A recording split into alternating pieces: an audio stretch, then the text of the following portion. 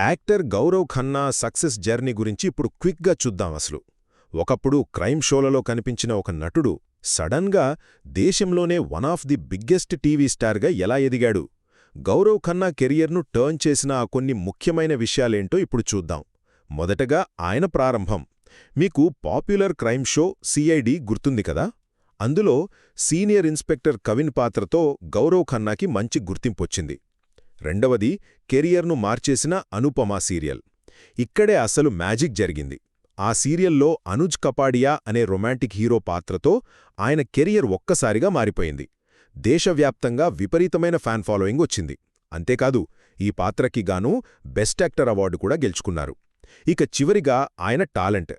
కేవలం నటన మాత్రమే కాదు, హోస్ట్గా చేయడం, ఇంకా యామీ గౌతమ్తో కలిసి రొమాంటిక్ డ్రామాల్లో నటించడం లాంటివి ఆయన ఎంత వర్సటైల్ యాక్టరో చూపిస్తాయి.